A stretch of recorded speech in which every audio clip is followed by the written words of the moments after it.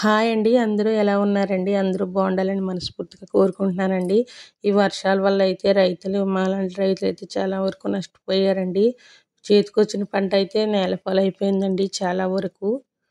చాలా వరకు పంట మీద అయితే నీరొచ్చేసి ఉందండి.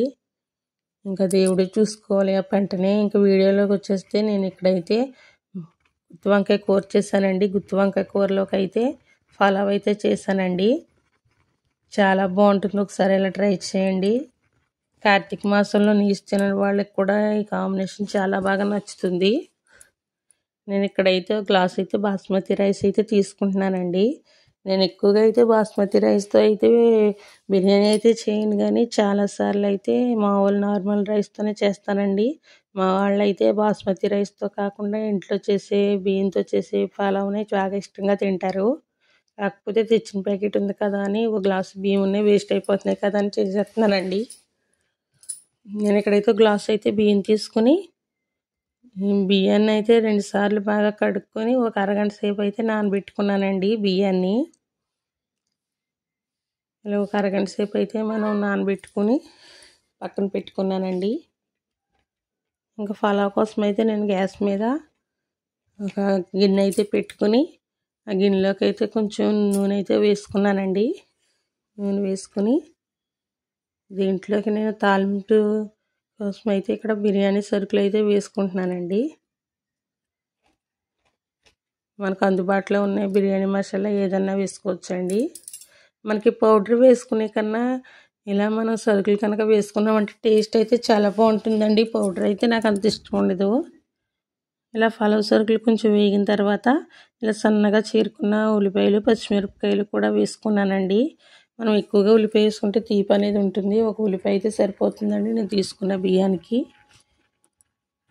ఉల్లిపాయలు, పచ్చిమిరపకాయలు ఇలా ఎర్రగా వేగితేనే పలావ్ కూడా టేస్ట్ ఉంటుందండి. ఉల్లిపాయలు, పచ్చిమిరపకాయలు వేగిన తర్వాత టమాటా కూడా వేసుకొని వేయించుకున్నానండి.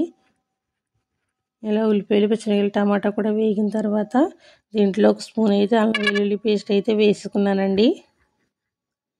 ఇలా అల్లం వెల్లుల్లి పేస్ట్ అంతా వేగిపోయిన తర్వాత ఒక గ్లాసుకి నేనైతే 2 గ్లాసులు అయితే నీళ్లు పోసేస్తానండి. గ్లాసున్నర అయితే నాకైతే ఉడికినట్టు అనిపించదు ఏంటో కానీ. నేనైతే ఇక్కడ ఒక గ్లాసుకి 2 గ్లాసులు చొప్పున అయితే నీళ్ళు అయితే పోసుకున్నానండి. ఇలా పోసుకున్న బిర్యానీ అయితే విడదండి, ఎక్కడ పలుకు కూడా లేకుండా చాలా బాగా వస్తుంది. రుచికి సరిపడగా సాల్ట్ అయితే వేసేసుకున్నానండి. ఒకసారి బాగా కలుపుకొని మూత అయితే పెట్టేసుకున్నానండి. ఇలా సింపుల్గా చేసుకున్న చాలా టేస్ట్ ఉంటుందండి. నీళ్ళు అయితే ఇలా మరుగుతున్నప్పుడు మనం ముందుగా నానబెట్టి పక్కన పెట్టుకున్న బాస్మతి రైస్ ఉంది కదండి, ఆ బియ్యాన్ని అయితే వేసేసుకున్నానండి. బాస్మతి రైస్ అయితే వేసేసుకుని బాగా ఒకసారి అయితే కలుపుకోవాలండి. ఒక అరగంట సేపు నానబెట్టుకున్నాం కాబట్టి మనం ఎక్కువగా అయితే తిప్పుకోకూడదండి, రైస్ అనేది విరిగిపోతుంది.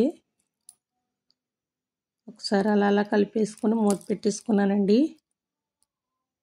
చూసారు కదా మనకి బిర్యానీ ఎలా వచ్చిందో. పైన అయితే కొద్దిగా కొత్తిమీర అయితే వేసుకున్నానండి. నా దగ్గర కొంచెమే ఉంది అందుకనే కొంచెమే వేసుకున్నాను.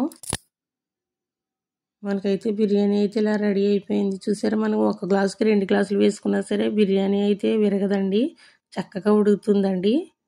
మనకి ఎంతో టేస్టీ అయిన పలావ్ అయితే ఇక్కడ రెడీ అయిపోయిందండి. చాలా బాగుంటుందండి, ఎక్కడ పొలికన్నది లేదు, అలాగే ఉడక్కోకుండా కూడా లేదండి. మనకు గ్లాసుకి గ్లాసున్నర వేసుకున్నామంటే కనుక ఖచ్చితంగా పొలిక అనేది ఉండిపోతుంది. అలా కాకుండా ఇలా ఒకసారి ట్రై చేయండి, చాలా బాగుంటుందండి. గుత్తి వంకాయ కూర కూడా నెక్స్ట్ వీడియోలో పెడతానండి. వీడియో కనుక నచ్చితే లైక్ చేయండి, షేర్ చేయండి, మన ఛానల్ని అయితే ఫాలో చేయండి. Thanks for watching.